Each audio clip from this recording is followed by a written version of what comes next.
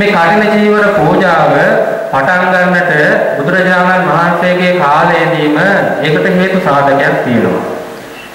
දැන් මේ පින්කම් අපි ආරම්භ කරන්නේ ඇසලපුර 15ක් පොහොය දවසේදී. ඇසලපුර 15ක් පොහොය දවසේදී මේ පින්වත් දෙනසත් විහාරස්ථානයට ඇවිල්ලා පුර 15ක් පොහොය දවසේ රාත්‍රියේ හාමුදුරන් වහන්සේට ආරාධනාවක් සිද්ධ කරනවා. අපේ හාමුදුරුවනේ මේ වස් කාලයේ තුල මේ විහාරස්ථානයේ වැඩ වාසය කරමින් වස් සමාදන් වෙලා වැඩ වසන්න අපි ඔබ වහන්සේට චීවර පින්දපාත සේනාසන ගිලානක් ප්‍රති කියන මේ සිව්පසෙන් අප උපස්ථාන කරනවා. ඒ වෙනුවට ඔබ වහන්සේ අපිට අර්ථයෙන් ධර්මයෙන් අවවාද අනුශාසනා කරන්නට කියලා ඒ ආරාධනාව කරන්න ඇති. එතකොට මේ උපසම්පන්න භික්ෂූන් වහන්සේ ඒ ඇසලපුර 15ක් පොහොය දවසේදී පොහොය සීමාවට ගිහිල්ලා පොහොය කරලා ඉන් අනතුරුව පොහොයට පහු වෙනවා. අප පෑලමිය දවසේදී උන්වහන්සේ අර දායකයන් විසින් දායකයන්ගේ ආරාධනාවට අනුව උන්වහන්සේ පසුදා වස් සමාදන් වීම සිද්ධ කරනවා. අර ආරාධනාව පිළිගන්නවා. පිළි අරගෙන පහුවෙනිදා වස් සමාදන් වෙනවා. හැබැයි උපසම්පන්න භික්ෂුන් වහන්සේ කෙනෙකුට වස් පතන්නට ආරාධනාව අවශ්‍ය කරන්නේම නැහැ. පන්සල අවශ්‍ය කරන්නේම නැහැ. උපසම්පන්න භික්ෂුන් වහන්සේ කෙනෙක් අනිවාර්යයෙන්ම වස් කාලය ලැබුණාම කොහේ හරි ගිහිල්ලා වස් පතන්නට ඕන. දැන් ඒ කාලේ මම කිව්වේ බුදුහාමුදුරගේ කාලේ එහෙම තමයි තිබුණේ. භික්ෂුන් වහන්සේලා බොහෝ දෙනෙක් බුදුරජාණන් වහන්සේගෙන් කමඨහන් ලබාගෙන වනාන්තරයකට ගිහිල්ලා අරඤ්‍යගතෝවා. එහෙම නැත්නම් මොක්ෂ මූලගතෝවා ගහක් මුලකට ගිහිල්ලා ශුන්‍යාගාරගතෝවා හිස්බිමක් හදාගෙන කොහේ හරි ස්ථානයකට ගිහිල්ලා උන්වහන්සේලා වැඩ වාසය කරනවා. හැබැයි පින්ඩපාතයේ එහෙම වඩින්නේ නැහැ ඒ කාලේ.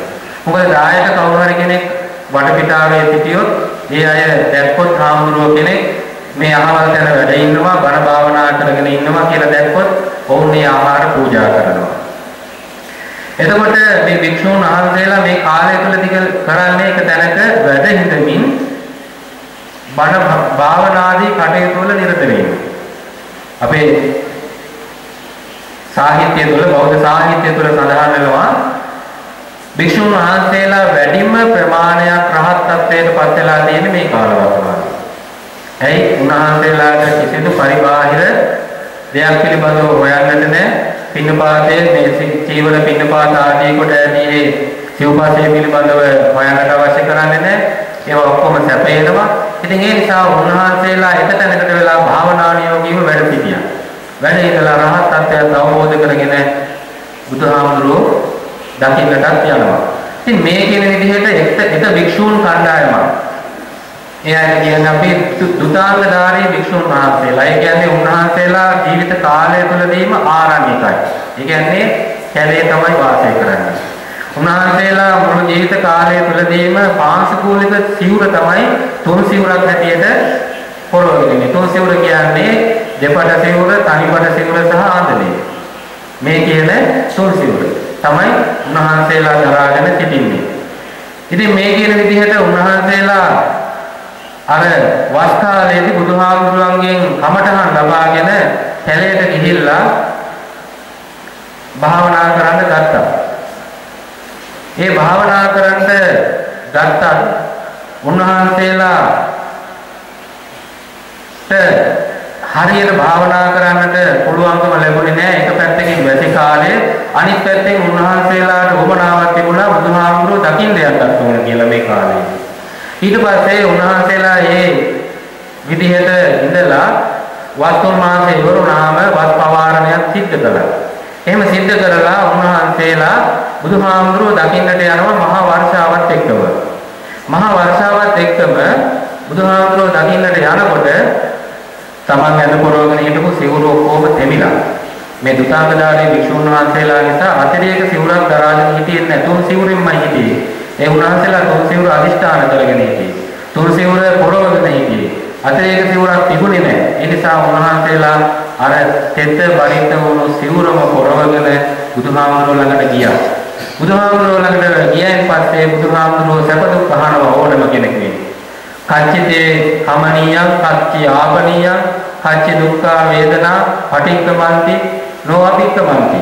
බුදුහාමුදුරුවෝ කාගෙන් කවුරු හමුණත් ඔය ප්‍රශ්න ටික අහනවා. කොහොමද ඔබට යැපීම කොහොමද? ඔබට පින්නපාතේ හොඳට තියනවද? ඔබගේ සැප දුක් කොහොමද? මේ වැවුවම බුදුහාමුදුරුවන්ට කියනවා අර භික්ෂුන් වහන්සේලානේ බුදුහාමුදුරුවනේ අපිට මෙන්න මේ වගේ අකරතැබ්බයකටපත් වෙන්නට සිද්ධ වුණා. මේ වෙලාවේදී බුදුහාමුදුරුවෝ අනුදැනවදාලා අනුජානාමි භික්ඛවේ වස්සං උත්තානං භික්ඛූණං කටිනං අත්තරිතෝ. මහණනි වස් කාලයේදී වස් සමාදන් වුණු භික්ෂූන් වහන්සේලාට කටිනයක් අතුරන්නට එහෙම නැත්නම් මේ කටින චීවරයක් පූජා පිළිගන්නට අනුදැන වදාරනවායි කියලා බුදුරජාණන් වහන්සේ අනුදැන වදාරන්නට යෙදුණා. ඉතින් ඒ අනුව එදා ඉඳලා භික්ෂූන් වහන්සේලාට අර තුන් සිවුරට අමතරව අතිරේක සිවුරක් දරන්නට කටින චීවරයක් දරන්නට පිළිගන්නට අවස්ථාව සැලසුණා. හැබැයි මේ කටින චීවර පූජාව සිද්ධ කරන්නේ කවුද? දායක පින්වතුන්.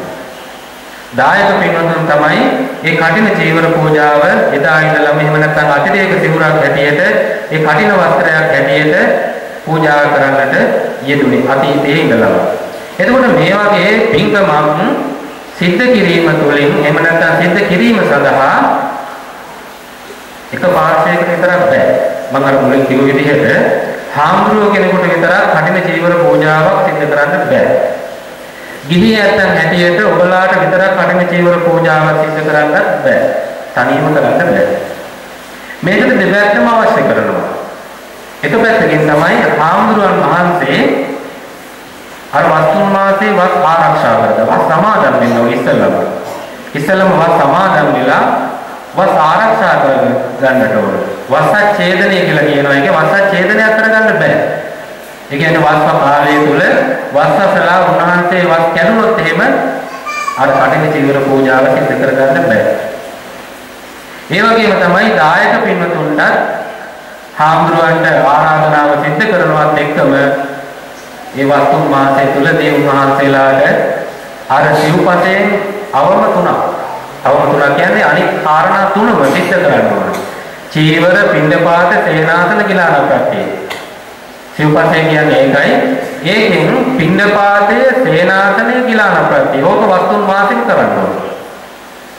පිණ්ඩපාතය කියන්නේ ආහාර. එහෙම නැත්නම් දානෙ. දානෙ පූජා කිරීම දිනපතා හොයලා බලලා කරන්න ඕනේ.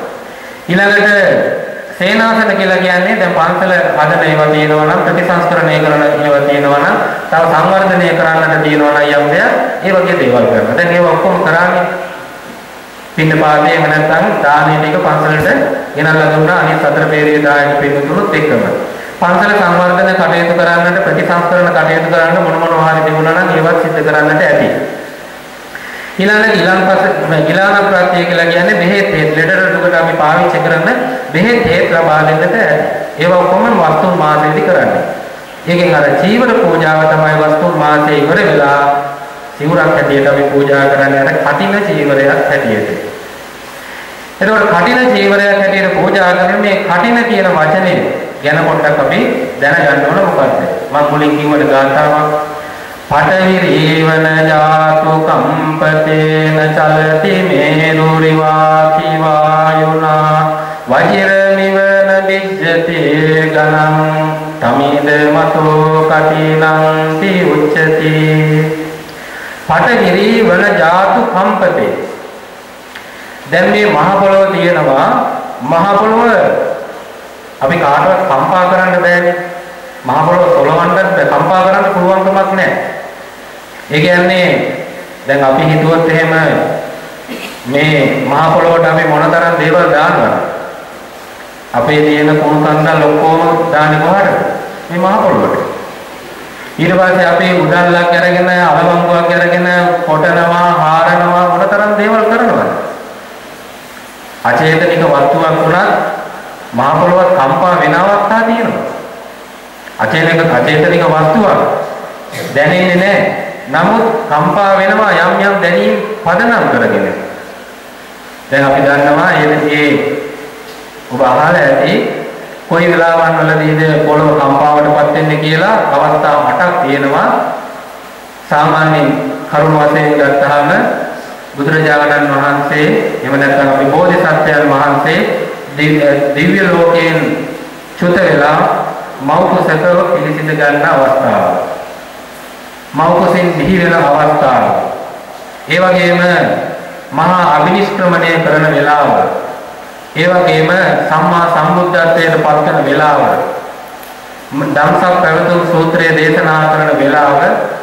ඊළඟට ආයු සංස්කාරය එහෙම නැත්නම් තමන්ගේ ආයුෂ අතහැරීම කියන අවස්ථාව, පිරිනිවන් පෑම මේ කියන අවස්ථාවන් වලදී වගේම තව අවස්ථාවක් තිබෙනවා. සමහරවිට 이르දිමත් කෙනෙකුට පුළුවන්කම තිබෙනවා මේ ලෝකේ පොළවන්න. 이르දි බලයේ තියෙන යම්කිසි දේවතාවෙකුට වෙන්න පුළුවන්, එහෙම වෙන්න පුළුවන්. එහෙම නැත්නම් මේ ධ්‍යාන බලයක් ලබාගත් පුද්ගලයෙක් ඉන්නවා නම් එයාට පුළුවන්කම තියෙනවා මේ මහ පොළොව කම්පා කරන්න. අනිත් කිසිම කෙනෙකුට පුළුවන්කමක් නැහැ. තදයි. මහ පොළොව තදයි. මම අර මුලින් කිව්ව විදිහට උඩැල්ලක් අරගෙන කොටනවා, අලවංගුවක් අරගෙන හාරනවා, මේ තියෙන කුණු කන්දල් ඔක්කොම මේ මහ පොළොවට යොමු කරනවා. කවදාවත් කම්පා වෙන්නේ නැහැ. අනේ මට කොටන්න එපා, අනේ මාව හවරන්න එපා, මගේ ඇඟට මේ කුණු දෝවිලි ඒවා මොකවත් දාන්න එපා කියලා කවදාවත් කියන්නේ කම්පාවටපත් වෙන්නේ නැහැ. ඒක එක පැත්තක්. ඊළඟට පටවිරී වන ජාතු කම්පතේ න චලති මේරු රිවාති වායුණා. මහා මේරු පර්වතය කියලා එකක් තියෙනවා. මේ මහා මේරු කියන පර්වතය කොච්චර මේ සැකසුලන් ආවත් පොළවන්න බෑ. සාමාන්‍ය මුලක් ආවත් සමහරවිට අපේ නම් තියෙන ගෙවල් දොරවල් හරි වෙන්න පුළුවන්, පන්සල් හරි වෙන්න පුළුවන්. පොළු ගැටනික එහෙම නැත්නම් තකරත් ආදුව එහෙම නැත්නම් වටේ පිටේ තියෙන ගහකොළ මේවා ඔක්කොම උදුරලා දාලා විනාශ වෙලා ස්වාභාවික විපත් වලින් නැති වෙලා යන්නට පුළුවන්. කුණාටුව සොලි කුණාටුවක් කැමිලා. නමුත් කොච්චර සොලි කුණාටුවක් ආවත් මහා මේරු පර්වතය පොළවන්නට පුළුවන්කම නැහැ. ඒ තරම් තදයි. ඊළඟට වජිරමීව නිවිජ්ජතේ ගණන්. වජිර පර්වතය කියලා කියන්නේ දියමන්ති කන්දක්.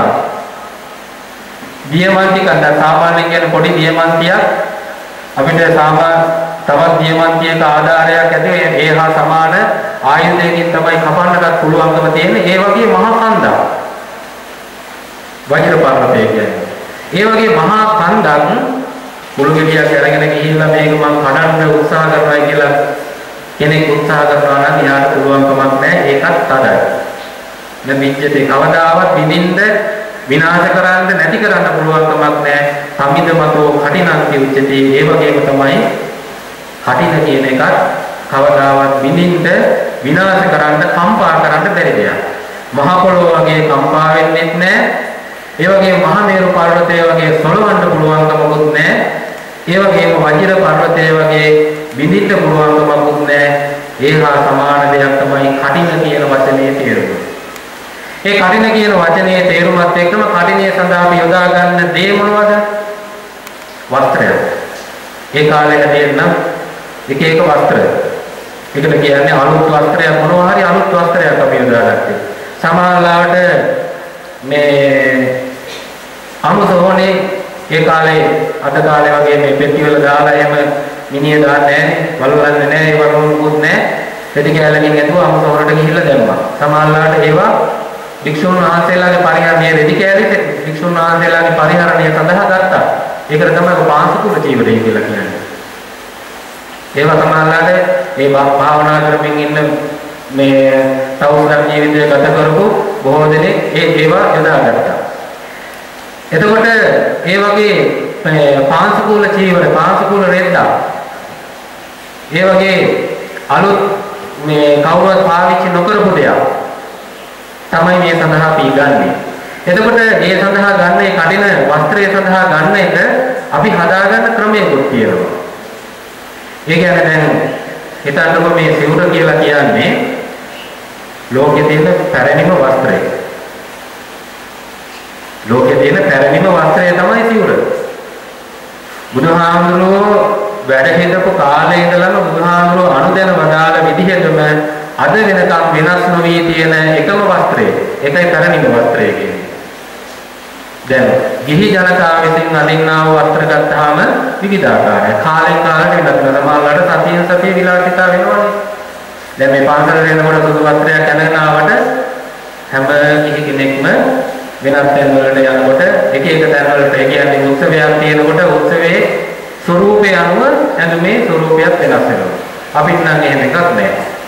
පාන්සලට හිටියත් මේකමයි මේ පාටමයි සමහරවිට දානකට ගියත් එහෙමයි පන්සකෝලයකට වැඩියත් එහෙමයි උත්සවයකට ගියත් එහෙමයි එකම පාටෙන් එහෙම නැත්නම් එකම වර්ගයේ එකම සිවුර වෙනසක් නැහැ.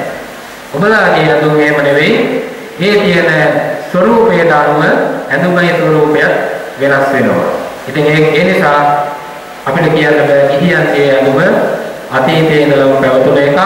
මේක තමයි පැරණිම වස්ත්‍රය, මේක තමයි පැරණිම විලාසිතාව කියලා කියන්න බෑ. අපි එක පැත්තෙන් ගත්තම මේ සිවුර කියන එක එතකොට ලෝකයේ තියෙන පැරණිම වස්ත්‍රය. මේක හදාගන්න ක්‍රමවේදයක බුදුහාමුදුරුවෝ සකසලා දුන්නා. ඒ තමයි උන්වහන්සේ ගිජ්ජකූට පර්වතයේ වැඩි ආනන්ද හාමුදුරුවෝත් එක්ක. ආනන්ද හාමුදුරුවෝගේ ඉල්ලීමක් තමයි. ආනන්ද හාමුදුරුවෝ කියන මේ එක එක විදිහට සමහර සිවුර විදි කෑලි දාගෙන හිටියා. එහෙම මුල් කාලේදී හිටියේ. පස්සේ බුදුහාමුදුරන්ගෙන් ඉල්ලීමක් කළා මේ භික්ෂුන් වහන්සේලාගේ වස්ත්‍රයේ එකම විදිහකට තියෙනවා නම් හොඳයි නේද කියලා. ඊට පස්සේ තමයි බුදුහාමුදුර ආනන්ද හාමුදුරුවෝත් එක්කම ගිජ්ජකූට පර්වතයේ රජගහ නුවර ගිජ්ජකූට පර්වතයට වැඩම කරලා පල්ලෙහාට පේනවා මගධ ක්ෂේත්‍රය. එහෙම නැත්නම් මගධ රාජ්‍යය කියන කුඹුරු යාය. කුඹුරු යාය දිහා බලලා ආනන්ද හාමුදුරන්ට කිව්වා මට ඈත පේන කුඹුරු යාය දිහා බලන්න මෙන්න මේ කියන විදිහට සිවුර හදාගන්න. එතකොට එක දැනක ලොකු කුඹුරක් තියෙනවා, තව දැනක පොඩි එකක් තියෙනවා, ওই වටේදී නියරවල් තියෙනවා. ඒ විදිහටම තමයි මේ සිවුරත් එතකොට සකස් කරගත්තේ.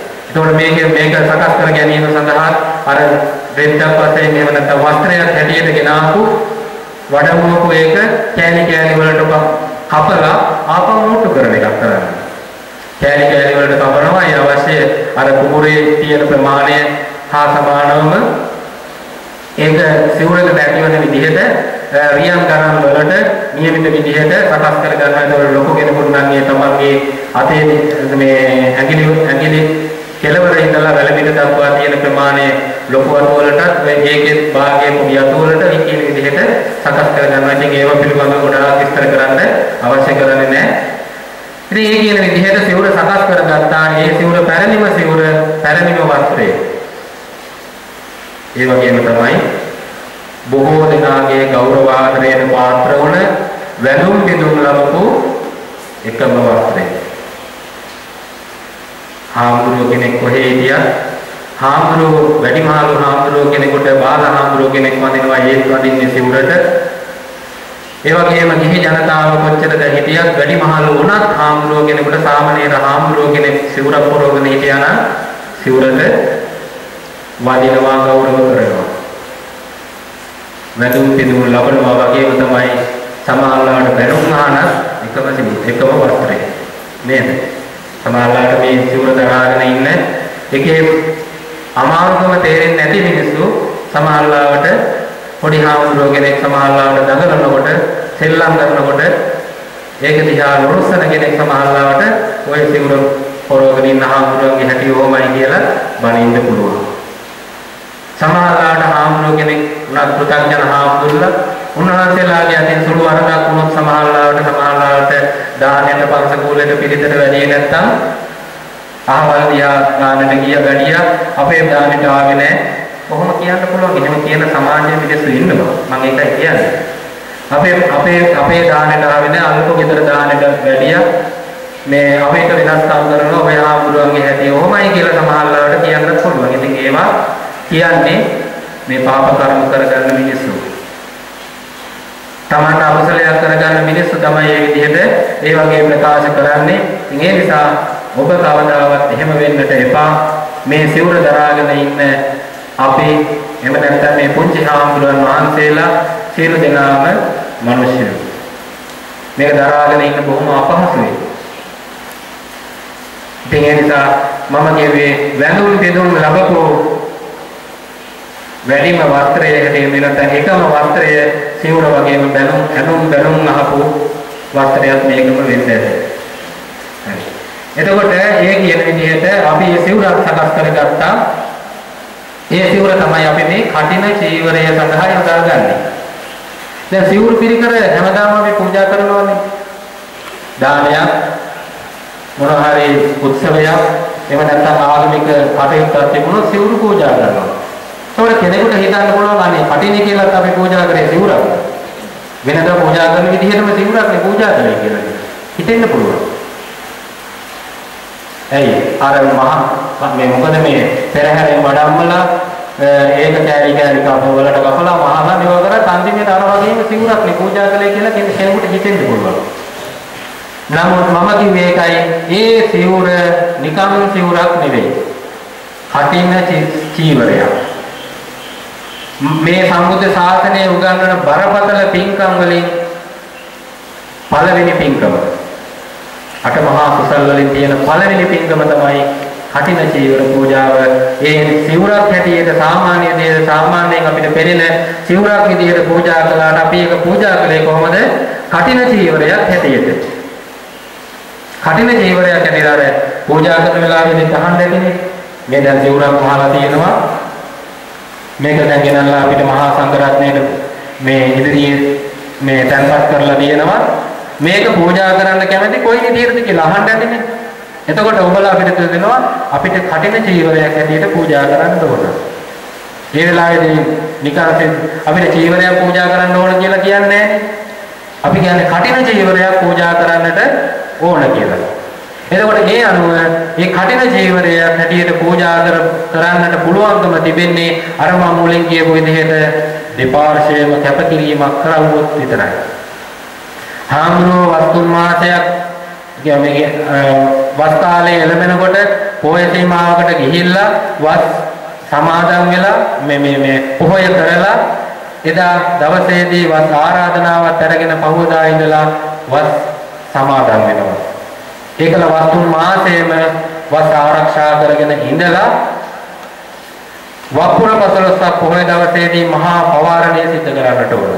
ඔන්න ඔය කියන කාර්යයන් සියල්ලම සිද්ධ වුණාන් පස්සේ තමයි දායක පින්වතුන්ට පුළුවන්කම තිබෙන්නේ හාමුදුරුවෝ කෙනෙකුට කටින චීවරයක් පූජා කරන්නට. ඒ කියන්නේ ඒක විහාරස්ථානය තුල.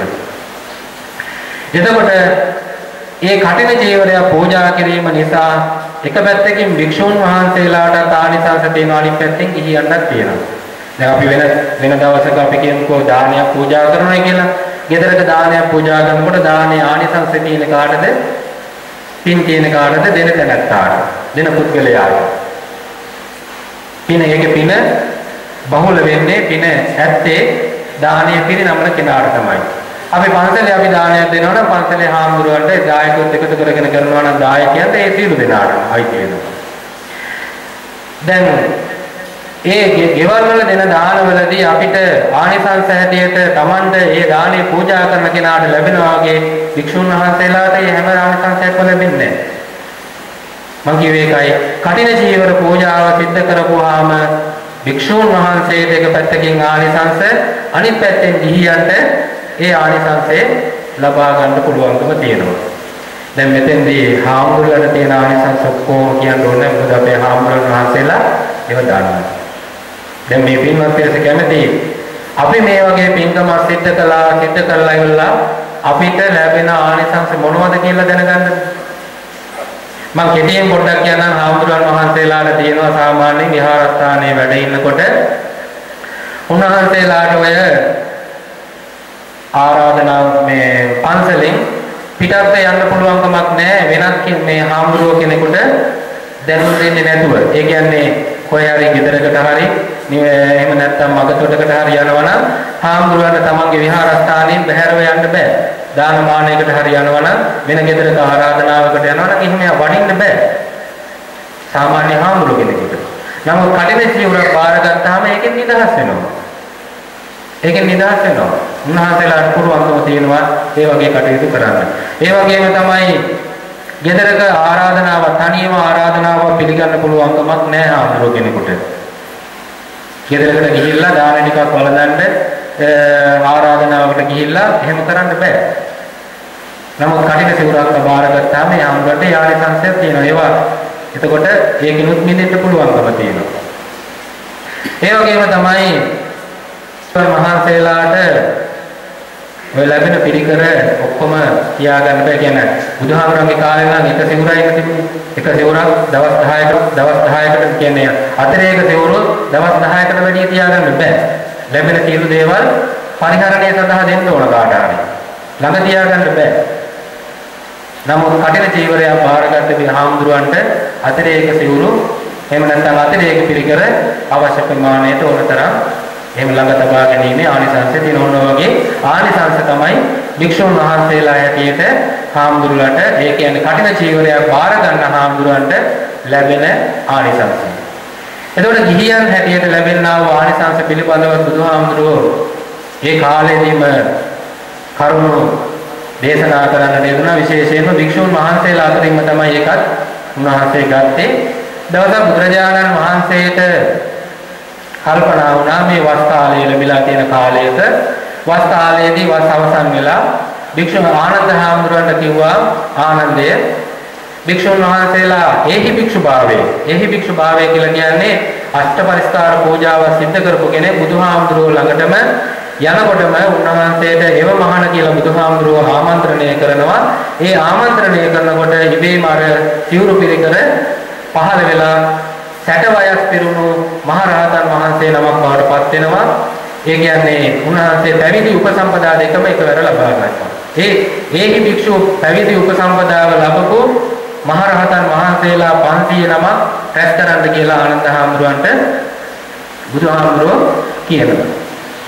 ඒ වෙලාවේදී රැස් කරන්න කියන්නේ කොහාටද? හිමාල වනයේ තියෙන අනෝතත් විල සමීපයේ රැස් කරන්න දෙයි කියලා ආනන්ද හාමුදුරන්ට දැනුම් දුන්නා. ඒ අනුව ආනන්ද හාමුදුරුවෝ, සරියුත් හාමුදුරුවෝ, මුගලන් හාමුදුරුවෝ, කාශ්‍යප හාමුදුරුවෝ, රාහුල හාමුදුරුවෝ ආදී කොට ඇති ඒහි භික්ෂුභාවයෙන් උපසම්පදාව ලැබපු පැවිදි උපසම්පදාව ලැබපු මහරහතන් වහන්සේලා 500 නමක් රැස් කරනවා. ඒකල බුදුහාමුදුරන්ට සැල කරනවා. බුදුහාමුදුරනේ භික්ෂුන් මහරහතන් වහන්සේලා 500 නමක් රැස් කළා. බුදුරජාණන් වහන්සේ අමෝතත් විරුත්තර සමීපයට ගිහිල්ලා අර භික්ෂුන් වහන්සේලාගෙන් අහනවා, රහතන් වහන්සේලාගෙන් අහනවා මේ සංසාරයේ පෙර භවයන් වලදී ඔබ යම්කිසි පින්කමක් කරලා ඒ පින් බලයෙන් සැප විපාක ලබාගත් කවුරු හරි ඉන්නවනම්, ඒ කියන්නේ දුගතියේ නොවැටි සැප විපාක ලබාගත් කවුරු හරි ඉන්නවනම් කියන්න කියලා. රහතන් වහන්සේලා ඔක්කොම නිහඬයි. සරියුත් හාමුදුරුවෝ කර්ම විපාක වලට මොන දීලා හිටියා. මුගලන් හාමුදුරුවෝ අපි දන්නේ භවයන් වලදී තමන්ගේ මව්පියා ඝාතනය කරලා අපායේ දුක් විඳලා උඩට ආපු කෙනෙක්. රහතන් වහන්සේ නමකට බුදුහාමුදුරන්ගේ කාලේ මේ පෙර පුරාතන ආපු නිසා අග්‍රශ්‍රාවක තනතුරු ප්‍රාර්ථනා කරපු නිසා උන්වහන්සේලා අර මේ විපාකත් විඳලා බුදුහාමුදුරන්ගේ ශාසනය පැවිදි වුණේ. පැවිදි වෙලා රහතත්වයට පත් වෙලා හිටියේ. ඉතින් මේ රහතන් වහන්සේලා සියලු දෙනාම නිහඬයි. ඒ නිහඬ වෙලාවේදී එක හාමුදුරුව කෙනෙක් උතන හිටියා, නාගිත කියන හාමුදුරුව. උන්වහන්සේ නැගිටලා කියනවා කටින දානං දත්වාන සංඝේ ගුණ වරුත්තමේ ඊතෝතින්සේ මහා කප්පේ නාබිජානාමි දුක්ගතින්. එක ගාථාවකින් ආරම්භ කරනවා. ඊට මුලින් තව ගාථා තියෙනවා. කියන්නේ උන්වහන්සේ කියනවා මම මේ මීට කල්ප 91කට ඉස්සෙල්ලා විපස්සී කියන බුදුහාමුදුරන්ගේ කාලයේදී මම උපාසකයෙක් වෙලා හිටියේ. පෙරවස් සමාදන් වුණා. ගිහි පුද්ගලයෙක් හැටියට පෙරවස් සමාදන් වෙලා මම නිතර දෙවේලේ පන්සලට ගිහිල්ලා මල් පහන් පූජා කරලා ඒ ආගමික කටයුතු ආදී තියෙනවා නම් ධර්ම දේශනාවන් තිබුණා නම් ඒවා ශ්‍රවණය කරලා බණ භාවනා ආදී කටයුතු වල නිරත වෙලා හිටපු කෙනෙක් මම. එහෙම හිටපු මට මේ වස් කාලයක් එළඹුණු අවස්ථාවකදී මෙහෙම මට හිතුණා කටින පින්කමක් එහෙම නැත්නම් මේ වස් භික්ෂුන් වහන්සේ නමකට ආරාධනා කරලා වස් කාලය තුලදී ඒ අප උපස්ථාන ආදී සියල්ලක්ම සිද්ධ කරලා කටින චීවරයක් පූජා කරන්නට ඕනේ කියලා මට අදහසක් ඇති වුණා. ඒ අදහස ඇති වුණේ කොහොමද? සංඝයේ ගුණ වරුත්තමේ මහා සංඝයාගේ ගුණ දැකලා. දැන් මේ විපස්සී බුදුහාමුදුරන්ගේ කාලේ පසේ බුදුහාමුදුරුවෝ කෙනෙක් උන්වහන්සේලාගත් රහතන් වහන්සේලා වැඩ සිටියා, ඉර්ධිමතුන් වහන්සේලා වැඩ සිටියා. මේ හාමුදුරුවන්ගේ එහෙම නැත්නම් ඒ කාලේ හිටපු ඒ රහතන් වහන්සේලාගේ ගුණ දැකලා සංඝයේ ගුණ වරුත්තමේ උතුම් සංඝයා වහන්සේගේ ගුණ දැකලා උන්වහන්සේලා ළඟ තියෙන ඔය සීලය, සමාධි, ප්‍රඥා, විමුක්ති ඥානය ආදී කොට ඇති ඒ සියලු ගුණාංගයන් දැකලා කටින දානං දත්වාන මම එක කටින දානයක් දුන්නා. එක කටින දානයක් මම ඒ හාමුදුරන් වහන්සේ නමට දුන්න. මහා සංඝ රත්නයේ ගුණ සිහිපත් කරලා උන්වහන්සේලාගේ ගුණ දැකලා මම එක කටින දානයක් දුන්නා. ඒ කටින දානයේ ආනිසංස වශයෙන් මම ඊතෝ තින්සේ මහා කප්පේ නාවිජානාමි දුක්ගති මේන් කල්ප 30කට ඉස්සලා උන්වහන්සේ දැන් කියච්චරයි. කල්ප 91කට ඉස්සලා කරපු පින්කම උන්වහන්සේ කියනවා මේන් කල්ප 30කට ඉස්සලා කල්ප 30ක් මුළුල්ලේ නාවිජානාමි දුක්ගති මම දුගතිය දැක්කේ නැහැ. ඒ කියන්නේ නරක, තිරිසන්, പ്രേත, අසුර කියන මේ සතර අපායන් එක අපායකවත් මම ඉපදුනේ නැහැ. මට ඒක පැහැදිලිවම කියන්න පුළුවන් මම මේ සතර අපායන් එක අපායකවත් උත්පත්තිය ලැබුවේ නැහැ මේ කල්ප 30ක් මුළුල්ලේ. කල්පය කියන එක කල්ප වර්ග තුනක් තියෙනවා. එකක් තමයි ආයුෂ් කල්පය, අනිත් එක අන්තක් කල්පය, අනිත් එක මහා කල්පය. එතකොට ආයුෂ් කල්පය කියන්නේ මේ බුදුහාමුදුරුවෝ කෙනෙක් පහළ වුණ යුගයේදී ඒ බුදුහාමුදුරන්ගේ පරම ආයුෂත් එක්කම බලවුවා. පරම ආයුෂ ඒ කාලේ වෙනකොට මිනිසයාගේ තිබුණු පරම ආයුෂත් එක්කම ගත්තාම ඒක ආයුෂ් කල්පය. දැන් අපේ බුදුහාමුදුරන්ගේ ආයුෂය අවුරුදු 80යි. නමුත් ඒ කාලේ වෙනකොට අවුරුදු 120 තමයි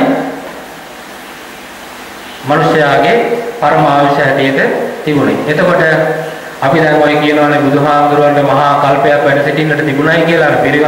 පිරිනිවන් පාන්නට ඉස්සෙල්ලා ආනන්ද හාමුදුරුවන්ට කියනවානේ බුදුහාමුදුරුවෝ සතර ඉර්ධිපාදයන් වඩපු කෙනෙකුට Taman කැමති නම් කල්පයක් හෝ කල්පාවශේෂයක් වැඩ ඉන්න පුළුවන්. තවත් ඒ කල්පයක් විතර කියලා අදහස් කරන්නේ මේ මිනිස්යාගේ පරම ආශේ කාලය හැටියට. නැත්නම් මේ අපි කියන මේ අර බුදු කෙනෙක් ඉපදිලා උන්වහන්සේගේ ශාසනය පැවතිලා අනුරුදහන් වෙලා නැවත බුදු කෙනෙක් පහළ වෙනකම් තියෙන කල්ප කාලාන්තරය නෙවෙයි ආයුෂ් කල්පය තමයි මේ. ඒ අවුරුදු ඒ වෙලාවේදී බුදුහාමුදුරුවෝ කිව්වේ මේ ආනන්ද හාමුදුරුවන්ට කිව්වේ අවුරුදු 80ක් එහෙම නැත්නම් උන්වහන්සේගේ 80 වෙනි වියේදී කිව්වේ මට අවුරුදු 120ක් වැඩ ඉන්න පුළුවන්. එහෙම නැත්නම් ඒකෙන් අර තව 40ක් විතර ඒකෙන් භාගයක් මට ඉන්න පුළුවන් නැත්නම්. ඒ කියන්නේ තව අවුරුදු 20ක් විතර උඩරින් ඉන්න පුළුවන්.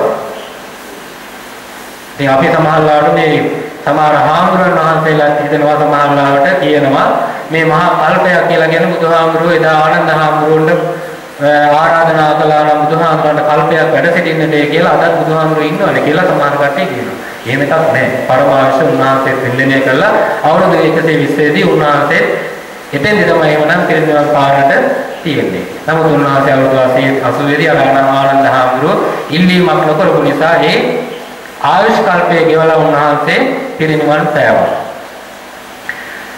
ඊළඟට අන්තක්කල්පය කියලා කියන්නේ ඒ වගේ පරම ආයුෂය තියෙන ඒක දෙගුණකින් වැඩි කිරීම. අන්තක්කල්පය.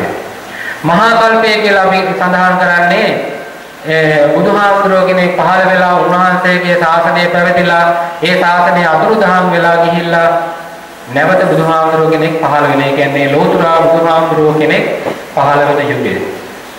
එතකොට දැන් මේ මහා භද්‍ර කල්පයක් අපි කියන්නේ ඒ මහා භද්‍ර කල්පයේ බුදුහාමුදුරුවෝ 4 නමක් දැන් පහළ වුණා කපුසඳ කෝණාගම කාශ්‍යප ගෞතම කියන බුදුහාමුදුරන් වහන්සේලා 4 නම. දැන් මේ ගෞතම බුදුහාමුදුරන්ගේ ශාසනය තියෙන. එතකොට මේක විනාශයටපත් වෙලා කල්ප කාලාන්තරයකට පස්සේ තමයි ආපහු මෛත්‍රී බුදුහාමුදුරුවෝ පහළ වෙන්නේ. දැන් මේක මේ බුදුහාමුදුරුවෝ කල්පය පිළිබඳව ත්‍රිපිටක සාහිත්‍යය තුල සඳහන් කරනවා වගේම අටුවා සාහිත්‍යය තුල මේ කල්පයට අපිට ගණන් කරන්න බැරි කාලයක්. කල්පේ මහා කල්පය කියන්නේ අපිට ගණන් කරන්න බැරි කාලයක්. එතකොට මේ ගණන් කරන්න බැරි මහා කල්පය හඳුන්වලා තියෙනවා අටුවාවේ විස්තර කරනවා ජේතවනාරාමයේ අක්කර 54යි මේ අක්කර 54 අබ වපුරවල අබ ඇට අචූටි අපි ඔය තෙල් දාන්නකොට ගන්න වැජනවලට එහෙම අබ වපුරවල අවුරුදු 100කට මේකෙන් එකක් අයින් කරනවා. කොහොම කරලා මේ අක්කර 54ෙම තියෙන අබ ඇට සම්පූර්ණයෙන්ම අයින් කරපු දවස තමයි කල්පේ. ගණන් කරන්න බෑ. නිකන් හිතන්න ගණන් කරන්න බෑ. අබ ඇට අක්කර 54ක දාපුවම කොච්චරද? ඒකත් ගණන් කරන්න අපිට අවුරුදු ගාණක් යයි. ඊළඟට ඒවා අවුරුදු 100කට එක අයින් කළා මේවා ඔක්කොම ඉවරුණු දවසට තමයි කල්පය කියලා කියන්නේ. ඒ වගේ කාලය. එතකොට මේ නාගිත හාමුදුරුවෝ කල්ප 30ක් ඒ වගේ. කල්ප 30ක් මුළුල්ලේ උන්වහන්සේ නාභි ජානාමි දුක්ගති මම කවදාවත් දුගතියේ ඉපදුනේ නැහැ. සතර අපායේ මම ඉපදුනේ නැහැ. මං ඉපදුනා නම් ඉපදුනේ උන්වහන්සේ ගාථා 500ක් එතෙන්ද කියනවා. ඉතින් ගාථා 500ම දැන් විස්තර කරන්න කාලයක් නෙවෙයි. ගාථා 500කින් තමයි උන්වහන්සේ තමන් අත්විඳපු එහෙම නැත්නම් මේ කටින චීවර පූජාව සිද්ධ කරලා ලැබුණු ආනිසංස පිළිබඳව උන්වහන්සේ සඳහන් කරන්නේ. ඒකෙදි උන්වහන්සේ කියනවා අට්ඨා රසන්නං කප්පානං දේවලෝකේ රමාමහං චතුත්තිස්සං සතුන් දේවින්දෝ දේව රාජ්‍ය මකාරයි. මේ කල්ප වලින් මම 18 වතාවක් මම දිව්‍ය ලෝකයේ උත්පත්ති ලැබලා තියෙනවා. දිව්‍ය ලෝකයේ තියෙන දිව්‍ය රාජ සම්පත්තිය මම 18 වතාවක් ලැබලා තියෙනවා.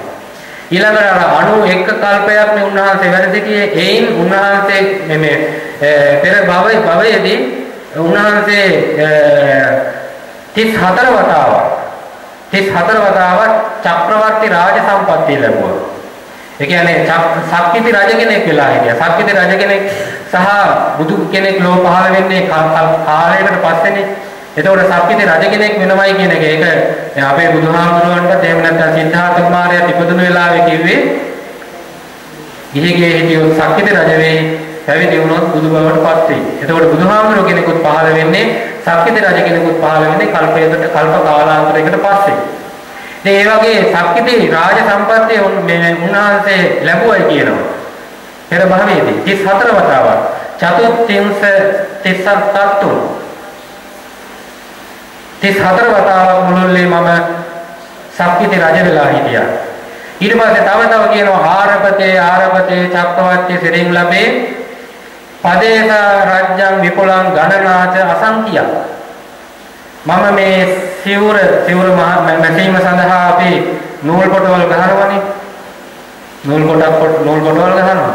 ඒ නූල් පොටක් ඒ පාරක් ගානේ ඉදිකට යන ඒ පාරක් ගානේ මම චක්‍රවර්ති රාජ සම්පත්තිය ලැබුවා. ඒ කියන්නේ චක්‍රවර්ති රජකම වෙනයි චක්‍රවර්ති රජෙකුට තියෙන සම්පත් වෙනයි. ඒ සම්පත් වින්දනය කරලා තියෙනවා. ඒ වගේම තමයි පදේශ රාජ්‍යං මම එක ප්‍රදේශවල ප්‍රධානීන් බවට පත් වෙලා තියෙනවා.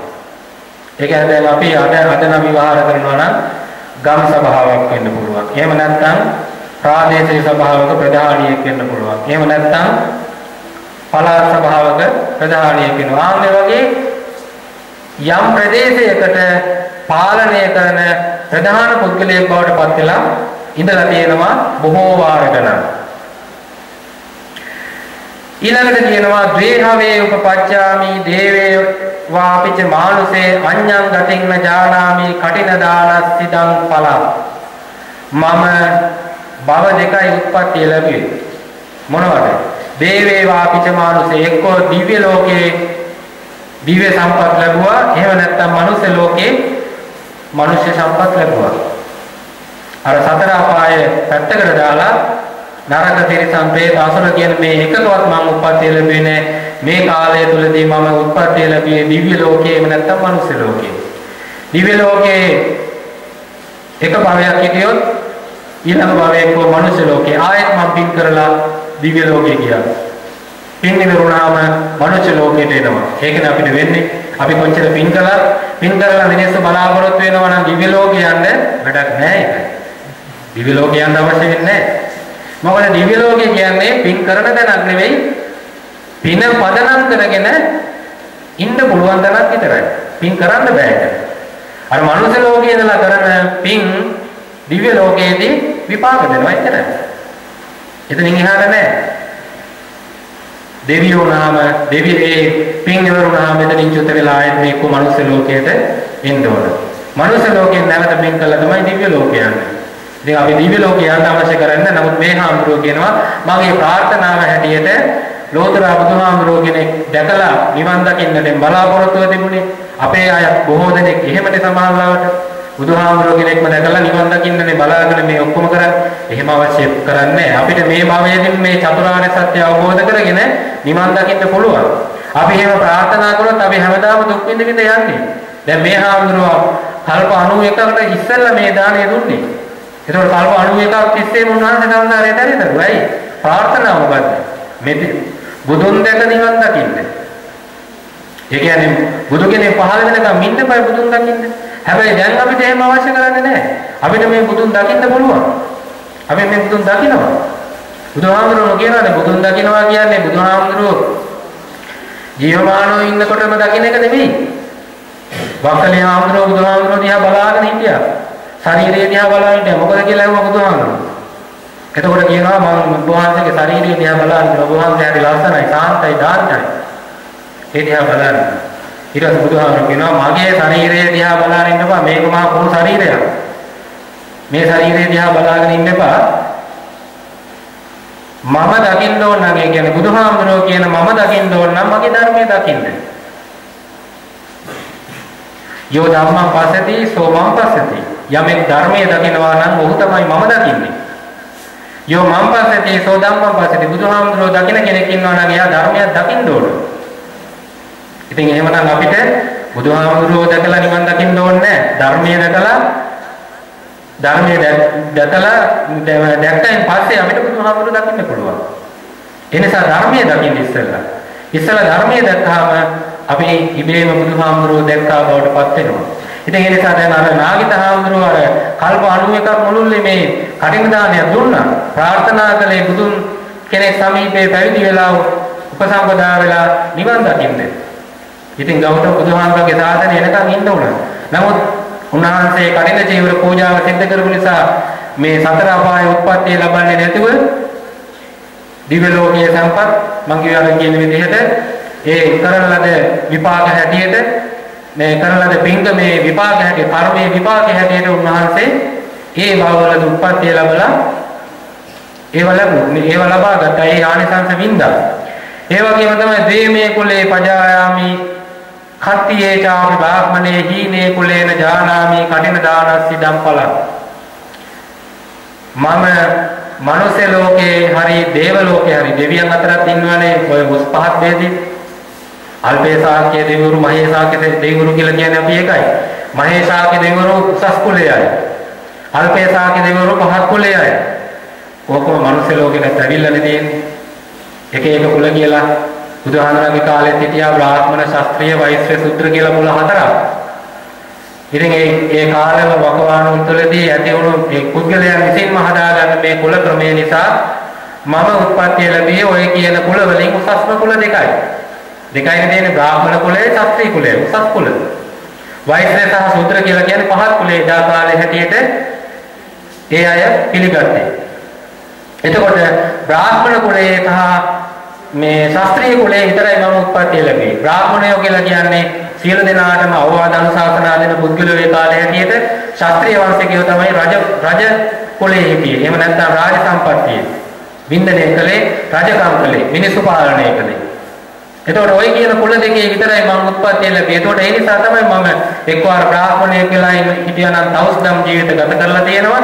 ශාස්ත්‍රීය කුලයේ ඉපදුනා නම් මම එක්ක සක්විති රජ කෙනෙක් වෙලා තියෙනවා නැත්නම් අර ප්‍රදේශ පාලන රාජ සම්පත් මේ පාලකයෙක් බවට පත් වෙලා ඉඳලා කියනවා. මේ කුල දෙකේ උත්පත්ති ලැබපු නිසා. එතකොට මනුෂ්‍ය ලෝකේ හරි දිව්‍ය ලෝකේ හරි උත්පත්ති ලැබුවා නම් මම උසස්ම කුලවල උත්පත්ති ලැබුවා. ඊට පස්සේ කියනවා උන්වහන්සේම දකිනවා මේ කටිනේ චීවරයේ තියෙන ආනිසංස හැටියට තව දකිනවා මේ සමහරලාවට අපි මම අර මුලින් කියපු විදිහට අපි හැමදාම සමහරලාවට පූජා කරනානේ සිවුරු වස්ත්‍ර පිරිකර එක එක දේවල් අටපිරිකර වෙන්න පුළුවන් සිවුරු වෙන්න පුළුවන් තව මොනවා හරි පරිස්කාර වෙන්න පුළුවන් මොනවා හරි පූජා කරනවානේ මේ කටින කාලේ නැතුව. එතකොට උන්වහන්සේ කියනවා ඒ කියන විදිහටම සංසාරයේ පුරා එහෙම නැත්නම් අපි ඒ භවය පුරා මහා මේරු පර්වතයේ තරම් ගොඩ ගහලා පිරිකර පූජා කළා. ජීවත් වෙන කාලය තුලදී මහා මේරු පර්වතයේ තරම් උඩට ගොඩ ගහලා පිරිකර පූජා කළත් මේ කටින දානයකින් ලැබෙනා වූ ආනිසංස කොටස් 16කින් එකක්වත් වටින්නේ නැහැ කියලා. ඒ තරම් විශාලයි. කටින චීවර පූජාවේ ආනිසංසය තරම් විශාලයි කියලා තමයි දක්වලා තියෙන්නේ. එතකොට දැන් කෙනෙකුට තව හිතෙන්නත් පුළුවන් අනේ නම් අපි අනිත් දවස්වල පින්කම් කරන්නේ නැතුව කටින පින්කමක් කරගත්තා නම් හොඳයිද කියලා අවුරුද්දට. ඒ ඇතිනේ කියලා. එහෙම හිතන්න එපා. මොකද කටින චීවර පූජාව කරනවා තමයි. නමුත් කටින චීවර පූජාව අපි මෙතෙක් සිද්ධ කරලා තියෙන අපි කියන්නේ මේ සඳහන් වෙලා තියෙන්නේ සුළු අකුසල කර්මයන් තියෙනවා අපි අතර. සුළු අකුසල කර්මයන් වෙන්න පුළුවන්. පුතඥයන් හැටියට අපි කාටත් වැරදි වෙන්න පුළුවන්. අපි සර්ව සම්පූර්ණ නැහැ. සර්ව සම්පූර්ණ වෙන්න නම් එක්ක බුදුහාමුදුරු කෙනෙක් වෙන්න ඕන. අරහන්ගේ බුදුහාමුදුරු රහසින්වත් පව කරන්නේ නැහැ. අපිට රහසින් පව වෙන්න පුළුවන්. අපේ හිතට මොනවා හරි ද්වේෂය තරහවක් වයිද කොච්චරද ඇති වෙනවද නේද? පොඩි දෙයකට කේන්ති යන්න පුළුවන් කෙනෙකුට. දැන් මේ පන්සලට ආවන් පස්සේ සුදු වස්ත්‍රය ඇඳගෙන පන්සලට ඇවිල්ලා මේ සිත නිවන තැනනේ.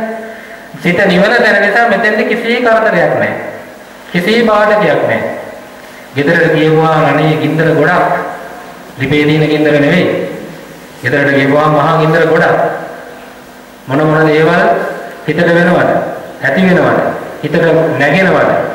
රාගය, ද්වේෂය, මෝහය මේවා තමයි ගිනි. බුදුහාමුදුරුවෝ කිව්වේ. ලෝභය, ද්වේෂය, මෝහය කෙලෙස් ගිනි. ඔය කෙලෙස් ගිනි අපිට ඇති වෙනවා. සුළු හරි කෙලෙස් ගින්නක් ඇති වෙන්න පුළුවන්. ඒක පෘථග්ජන හැටියට අපිට තියෙන දෙයක්. පුංචි තරහාවක් ඇති වෙන්න පුළුවන්. තරහාව ඇති වෙන පුංචි තරහාව කියන්නේ මොකද? ද්වේෂය. ඕක මහා දෙයක් වුණාම තමයි බරපතල වෙන්නේ. ඉතින් ඒ කියන විදිහට අපිට පුංචි අකුසල කර්මයන් අපි අතින් සිද්ධ වෙලා තියෙනවා නම් ඒවා නැති කර ගන්න පුළුවන්. ඒවා නැති වෙනවා. මේ කටින චීවර පූජාවත් එක්කම. ඊට පස්සේ දැන් අපි කටින චීවර පූජාව අද කරන්නේ ගිය සතියේ කළා. ඒ කරපු දවසේ ඉඳලම පින් සිතුවිලි ගොඩනගාගෙන හිටියා. නමුත් මම අර කියන විදිහට පුංචි හරි සිතුවිලි ඇති වෙනවා නම් ආයෙත් මොකද වෙන්නේ? ටික වැඩෙනවානේ. ටික වැඩෙනවා. ඒ වැඩිලා ඉවරලා ඒව අකුසල කර්ම බවට පත් වෙනවා, විපාක දෙනවා. ඒවට විපාක දෙනවා. ඒවෙන් අපිට ආයෙ ගැලවෙන්නේ. ඒ කියන්නේ අර කටින චීවර පූජාවත් එක්කම අපිට කරපු කුඩා මේ අකුසල කර්මයන් යටපත් කරගන්න පුළුවන් වගේ නැති කරගන්න පුළුවන් ඒවර කියන්නේ කර්මයේ විපාක දෙන අවස්ථා හතරක් තියෙනවානේ. ditta ධම්ම වේදනීය, උපපජ්ජ වේදනීය, අපරාපරේ වේදනීය, අහෝසි කියලා එකකුත් තියෙනවා. අහෝසි කම්මය කියලා කියන්නේ විපාක නොදීම නැති වෙලා යන එක. අනිත් තුන නම් අනිවාර්යෙන් විපාක දෙනවා. ditta ධම්ම වේදනීය කර්මය කියන්නේ මෙලොවදීම විපාක දෙන උපපජ්ජ වේදනීය කියලා කියන්නේ ඊළඟ භවයේදී විපාක දෙන අපරාපරය කියන්නේ සංසාරේ කවදාකද. අපි එතකොට අර එදිනෙදා සිද්ධ කරන්නා වූ පින්කම් දෙනවා නම් ඒවා මේ කියන කර්ම තුනෙන් කොයි වෙලාවකදී හරි විපාක දෙනවා. දැන් බුදුහාමුදුරුවෝ දේශනා කරනවා මේ කටින චීවර පූජාව කියන එක අනිවාර්යයෙන්ම ඊළඟ භවයේදීම ඒක විපාක ලැබෙනවා. උපපජ්ජ වේදනීය ඊළඟ භවයේදී අනිවාර්යයෙන්ම විපාක ලැබෙනවා. ඒ කියන්නේ කටින චීවර පූජාව සිද්ධ කරලා ඒක මේ භවයේදී එහි විපාක නොදුන්නොත් ඊළඟ භවයේදී අනිවාර්යයෙන් මේකේ විපාකේ ලැබෙනවා අපිට. එතකොට දිව්‍යාර්ගීන විදිහට දිව්‍ය සම්පත් අපි ප්‍රාර්ථනා කරන්න එපා. ප්‍රාර්ථනා නොකළ යුතුයි. දිව්‍ය සම්පත් ලැබෙනවා, මනුෂ්‍ය සම්පත් ලැබෙනවා. ඊළඟට අපි සිද්ධ කරලා තියෙන කර්ම විපාකයන් අනුව නිවන් දකින්න පුළුවන් නම් ඒ විපාකය අනිවාර්යයෙන්ම ලබා ගන්නට පුළුවන්කම දෙනවා. එතකොට මෙන්න මේ කියන විදිහට සම්බුද්ධ ශාසනය උගන්වන බරපතල පින්කම. බරපතලම පින්කම. කටින චීවර පූජාව කියලා කියන්නේ. අර අනිත් දවස්වල කරන පූජාවන් අපිට සංසාරයේ වෙන අවස්ථාවන් වලදී එහෙම නැත්නම් ditta ධම්ම වේදනීය හරි උපපාච්ච වේදනීය හරි අපරාපරි වේදනීය හරි වශයෙන් විපාක දෙනවා. එතකොට දැන් අපි අතින් අර වෙන සුළු අකුසල කර්මයන් තියෙනවා නම් ඒවා මේ කටින චීවර පූජාවත් එක්කම අහෝසිකම එකෙන් විපාක දෙන්නේ නැහැ, අහෝසි කර්මයක් බවට පත් වෙනවා. දැන් කුසල කර්මයක් තියෙනවා අහෝසිකම ඒකලා කියන්නේ නැති වෙලා යන දේවල්, ඒ වගේම තමයි අකුසල කර්මයක්. නැති වෙලා යන දේවල් තියෙනවා අපිට විපාකයක් නොදීම. සමාජාලාට අපිට විපාක දෙන්න එනම පසුපස්සේ. නමුත් කරන හොඳ පින්කම් මත ඒව විපාක දෙන්නේ පොඩි දේවල්. ඒ අකුසල කර්මයන්ගෙන් වැළකෙන්න පුළුවන්කම තියෙනවා. හැබැයි කියනවා කටින චීවරයක් නෙවෙයි, කටින චීවරයක් පූජා කළත් ආනන්තරීය පාප කර්ම පහක් තියෙනවා. ඒ පහ සිද්ධ කරොත් නම් කිසිම කෙනෙකුට ගැලවීමක් නැහැ. ආනන්තරීය පාප කර්ම පහ යම් කිසි කෙනෙක් අතෙන් සිද්ධ වෙලා දෙනවා නම් කටින දානයක් දුන්නයි කියලා වැඩක් නැහැ. මේ විපාකය අනිවාර්යයෙන්ම විඳින්න සිද්ධ වෙනවා. ඒ කියන්නේ බුදුන් මව මැරීම, පියා මැරීම, රහතුන් මැරීම, බුදුන්ගේ ලේ සැලවීම සංඝ ભેදය. මේකෙන් දෙකක් අපිට දැන් කරන්න බෑ. රහතන් වහන්සේලා දැන් නැහැනේ. බුදුහාමුදුරුවෝ නැති නිසා බුදුන්ගේ ලේ සැලවීමක් වෙන්නේ නැහැ. ඒ වගේම රහතන් වහන්සේලා ලෝකේ නැහැ. දැනට අපි දන්න විදිහට ඔය ඉන්නවා කියලා කිව්වට එහෙම අපිට කියන්න බෑ. අනිත් කර්ම විපාක දුන අපි අතින් විසිට වුණොත් එහෙම මේ කටින චීවර පූජාව සිද්ධ කළයි කියලා නැහැ. ඒ විපාකය අනිවාර්යෙන්ම විඳින්නට වෙනවා.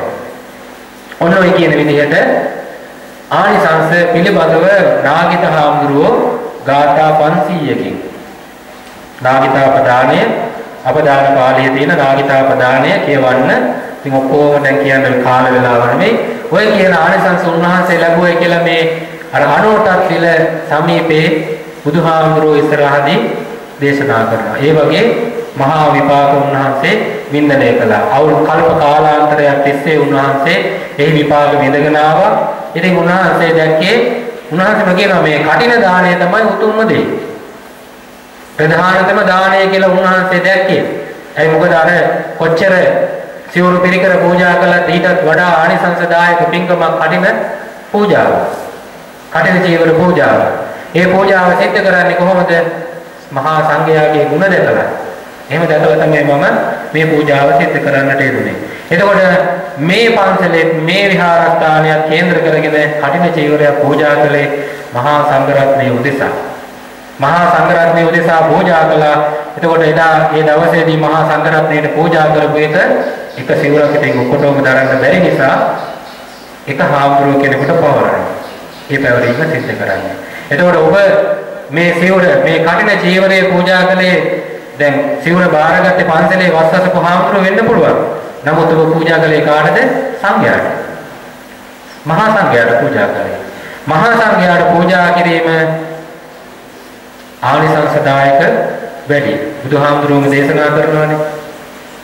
බුදුහාමුදුරුවෝ ළඟට තමන්ගේ සුළුමැව ගෝතමිය මහා ප්‍රජාපති ගෝතමිය තමන්ගේ අතින්ම සිවුරක් හදාගත්තා. සිවුරක් මැව්වා. මහලෙවල බුදුහාමුදුරන්ට පූජා කරන්න ගියා. ඒ වෙලාවේ බුදුහාමුදුරුවෝ ඒක පිළිගත්තේ නැහැ. සංඝේ ගෝතමී දේහි ඕක මහා සංඝයාට දෙන්න. ගෝතමී මට නෙමෙයි මහා සංඝයාට දෙන්න කිව්වා. පොඩ්ඩක් ඉතල අමනාපතුණයි මම මේ බොහොම සුළු මෑණියන්. බොහොම ආසාවෙන් බුදුහාමුදුරන්ට සිවුරක් පූජා කරන්න ගත්තේ. උන්වහන්සේටම කියලා මම හිතලා මේ පූජා කළේ. ඒ වෙලාවේදී දෙවෙනි වතාවට පූජා කරන්න හදපුවාම දෙවෙනි වතාව තුන්වෙනි වතාවෙත් කිව්වා සංඝයේ දේ ගෝතමී දේහි යෝග සංඝයාට දෙන්න. ගෝතමී යෝග මට නෙවෙයි සංඝයාට දෙන්න කියලා. ඒ වෙලාවේදී බුදුහාමුදුරුවෝ පැහැදිලි කරනවා තුන්වෙනි වෙලාවේදී මේක තමන් බාරගත්තා නම් ඒක පෞද්ගලික පූජාවක් වෙනවා.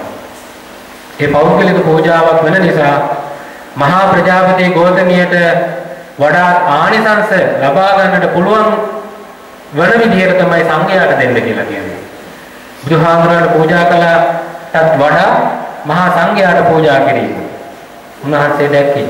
උන්වහන්සේ දේශනා කළේ ආනිසංසදායක හැටියට. ඒ නිසා ඔබ මේ කටින චීවර පූජාවත් මහා සංඝ රත්නයේට ඉමං කටින චීවරං සංඝස්ස දේම කියලා නෙකියන්නේ. මේ කටින වස්ත්‍රය මහා සංඝයාට පූජා කරමි කියලා තමයි පූජා කළේ. එතකොට ඒ පූජා කරපු ඒ කටින සිවුර ඒ තැන හිටපු හාමුදුරුවෝ සීල දෙනාටම අයිතිය තිබුණා. තනියෙන් පරිහරණය කරන්න බැරි නිසා තමයි පන්සලේ හාමුදුරුවන්ට වස්සසපු හාමුදුරුවන්ට පූජා කරන්නට යෙදුනේ. ඉතින් එතකොට මේ පූජාව සිද්ධ කළායින් පස්සේ උන්වහන්සේටත් ඒ ආනිසංසරම මුලින් කියපු ආනිසංස ලබා ගන්නට පුළුවන් වෙනවා වගේම ඔබ සියලු දෙනාටම ගිහි ජනතාව හැටියට ගිහි පුද්ගලයන් හැටියට ඔබට එහි ආනිසංස මම ඔය කියපු ආනිසංස ටිකයි කිව්වේ ඊට වඩා විශාල අතිවිශාල ප්‍රමාණයක් ආනිසංස ළඟා කර ගන්නට පුළුවන්. ඒ කියන්නේ දැන් එදා දවසේදී කටින සිවුරත් එක්ක පූජා කරා නම් අටපිරිකරක් ඒ අටපිරිකරේ ආනිසංස වෙනම තියෙනවා. සොර සතුරු ආදීන්ගෙන් ගැලවීම සඳහා මැසි මදුරුවන්ගෙන් ගැලවීම සඳහා ඒ වගේම අර එහි භික්ෂු උපසම්පදාව ලබා ගන්නට තියෙන ආනිසංසයක තියෙනවා. ඒ ආනිසංස බරපතල විදියටම ලැබෙනවා ඒ දවස් ඇතුළතදී මේ පූජා කරපු පූජාවලුත් එක්ක. දැන් මේ පූජාවත් එක්ක ඔබ යම් තව පිරිකර පූජා කරන්න ඇතිනේ. කටින සිවුර විතරක් නෙවෙයි එදාට අට පිරිකර පූජා කරන්න ඇති, තවත් සිවුරු පූජා කරන්න ඇති. සමහරවිට කප්පුකක් අපි කල්ප වෘක්ෂය කියලා කියන එකට කල්ප වෘක්ෂයක් මේ පන්සලේ සකස් කරලා ඒ තුල සමහරවිට බැඳුණු පෙත්තක්, එහෙම නැත්නම් සිද්ධාලේප කුප්පියක්, එහෙම නැත්නම් ඉදිකඩ නූල් බෝල වෙන්න පුළුවන්, එහෙම නැත්නම් මුදල් වෙන්න පුළුවන්. මොනවා හරි දෙයක් ඒ කප්පුකේ එල්ලලා පූජා කරන්න නැති. ඒවා පූජා කරේ ඔක්කොම අර කටින චීවරයට යටත් කරලා.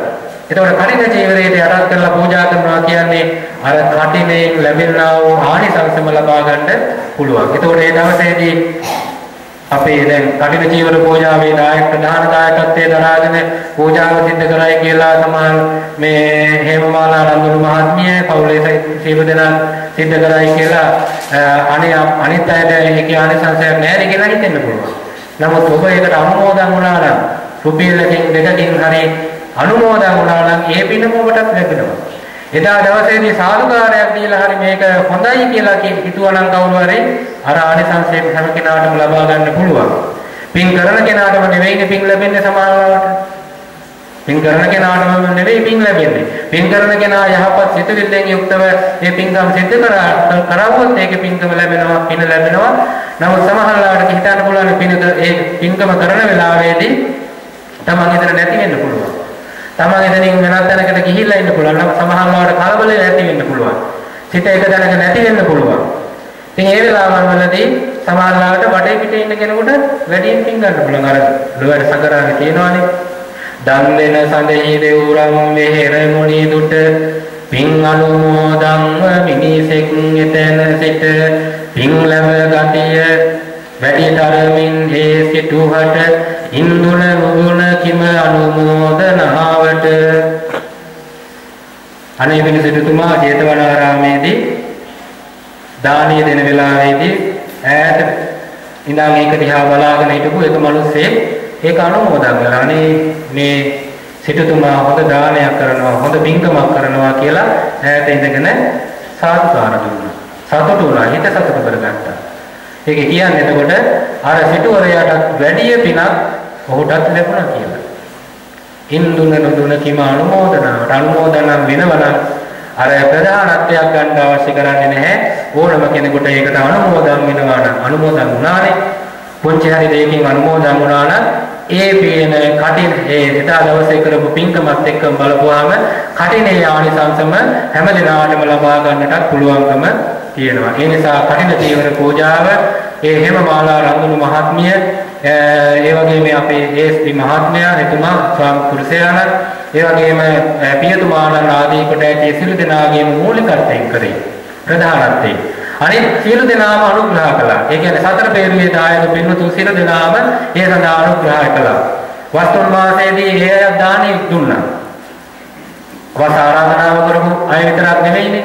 සතර පෙරුවේ දායක පින්වතුන්ම මාසයකට වතාවක් තමන්ට දින නියමිත දවසේදී ඒ වස් කාලයේදී වස් දානයක් ඇටියට පූජා කළේ ඒක. වස් වාසික වශයෙන් වස්සසලා හිටපු හාමුදුරුවෝ වහන්සේට වස්සාවාසික වශයෙන් දානයක් දුන්නේ. එතකොට මේ වස් දානේ ඒ එදා ඉඳලම දුන්න පින්කමුත් මේවට බලපාන. එතකොට අර කටින ජීවර පූජාව පැවැත්වෙන්නට දින කිහිපයකට මැත්තේ ඉඳලා පටන් ගත්ත යම් කිසි පින්කමක් තිබුණා නම් ආගමික කටයුත්තක් තිබුණා නම් උත්සවයක් තිබුණා නම් මේ පන්සල් සුද්ධ පවිත්‍ර කිරීම ආදී කටයුතු ඒ වගේම මේ සැරසිලි ආදී කටයුතු සිදු කරා නම් මේ ඔක්කොම මේ ගණයට වැටෙනවා පින්කම.